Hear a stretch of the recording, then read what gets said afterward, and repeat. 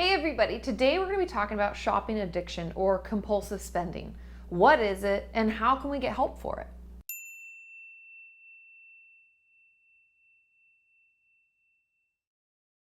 Now I want to start out by defining what shopping addiction or compulsive spending is. And I'm going to read from my notes. The APA, meaning the American Psychological Association, defines shopping addiction as an impulse control disorder that is described as the compulsion to spend money without need or financial means, a pattern of chronic and repetitive purchasing. I think that's kind of important to understand because it's a compulsion. We've talked about that in my OCD video. I'll link in the description if you want to know what OCD is or how I describe a compulsion, but it's that urge or that impulse to do something. And so it's interesting to understand that they describe it as a compulsion to spend money without need or financial means, meaning you don't have any necessity for the item and nor do you have the ability to actually pay for it. It's interesting, after reading a bunch of literature and blogs even about people who struggle with this and overcome it, the most interesting thing I found is that they say it has similar features to other addiction-based disorders, but without an intoxicating drug, meaning that all the similar behaviors and things that go along with addiction, meaning secrecy, it could be lashing out at loved ones, it could be stealing, it could be finding other ways to get that addiction filled. All of those symptoms and signs are very, very similar. If you're out there and you're watching this video and you think that maybe you yourself struggle with shopping addiction or compulsive spending, today I'm going to offer up 7 signs, and by no means is this a full comprehensive number of signs. These are just the most common with the research that I did that I repeatedly saw listed. So see if any of these, they say 3 or more, but let's see if any of these are things that you struggle with. The first is shopping as a result of feeling upset, angry, or disappointed.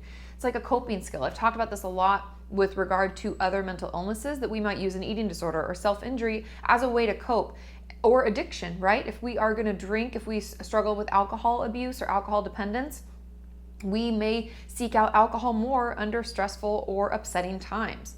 The second sign is not being able to go out without credit cards. There was a lot of talk about feeling naked without them and frightened to leave the house without, because what if I found something that I just had to purchase? And that would give people such intense anxiety. It's almost, I would assume, like someone needing to get alcohol and not being able to, or not knowing when they could get their fix next. It could cause some inner anxiety and tension.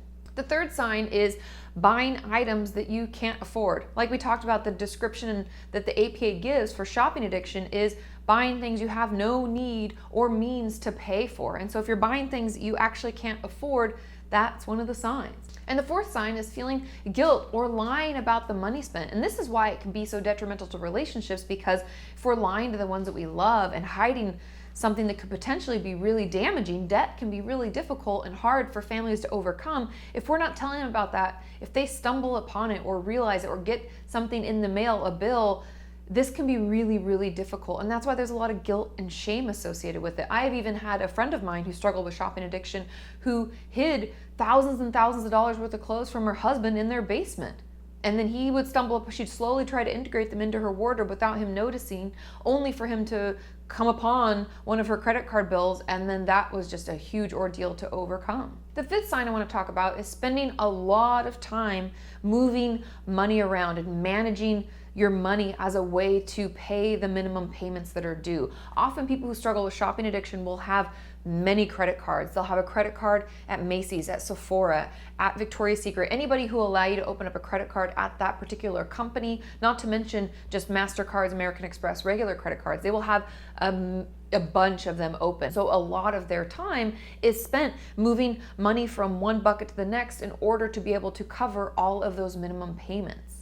And the sixth sign, and it kind of rolls off of number 4, is fighting with others about your spending habits. Often spouses or roommates or people in our lives, mothers, sisters, brothers, people who care about us, may have an issue with our spending habits, and we may have asked them for money and not be able to repay them. And so there's a lot of fighting and just tension in our relationships due to our spending habits. And the final sign that I want to talk about is losing control of your spending behavior. And I know that this is kind of all encompassing, but I really want to touch on this because online shopping makes things available to us 24/7.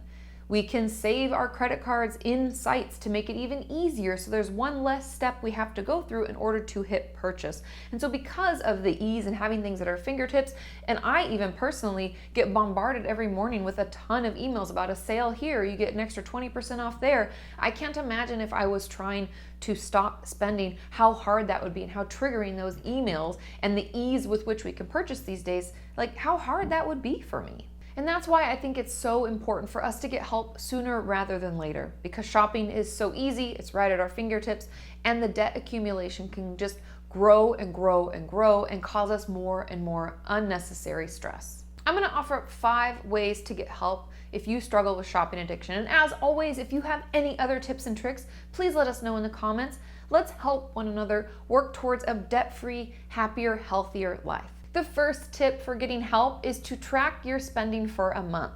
Notice what you're spending on, how much. Often when we struggle with shopping addiction, we just numb out. We don't pay any attention to how much we're actually spending. And so it's important for us to track it for a full month to see exactly where our money's going. What costs do we have that we can't get out of, and which ones can we maybe live without? And the second tip is, when you see something that you want to purchase, that thing that just sounds so good, and you find yourself getting that excitement that comes with shopping addiction, I want you to do yourself a favor and wait 30 minutes. You know how I've talked in other videos about creating space before we do something? Maybe it's a self-injury or acting out in any kind of eating disorder behavior, anything like that. I always say creating that space, those few minutes, to give our brain time to kind of come out of that clouded high or impulsive thought, and instead be able to respond accordingly and act in ways that maybe are healthier and happier for us. And the third tip, just like we talk about self-injury and eating disorder behaviors, distract yourself. Keep yourself busy. Have things that you do. Go for walks. Maybe it's a fidget spinner. Maybe it's watching a show. Whatever you can do to keep your mind off of that thought of wanting to shop. Maybe it's giving someone your phone so it's not next to you, so you don't have as much access to it. Whatever it is, use your distraction tools. Leave some in the comments if you can think of some. Use those so that we can not only create that 30 minutes of space, but then we can hopefully help ourselves forget about the item altogether. My fourth tip, seek therapy. Shopping addiction, just like any other addiction, is often a coping skill for something larger. Sitting down with someone, talking about it, and figuring out what that bigger thing is, by working through that may remove the need to shop at all. I find when we figure out what the root of our issue is, that urge to do the unhealthy behavior, whether it's shopping, drugs and alcohol, self-injury, eating disorders, whatever it is, it goes away because that reason doesn't exist anymore. And the fifth and final tip, and it's kind of one of the most obvious, and that's why I saved it for the end, is to pay off your highest interest rate debt first and to work with a debt relief company.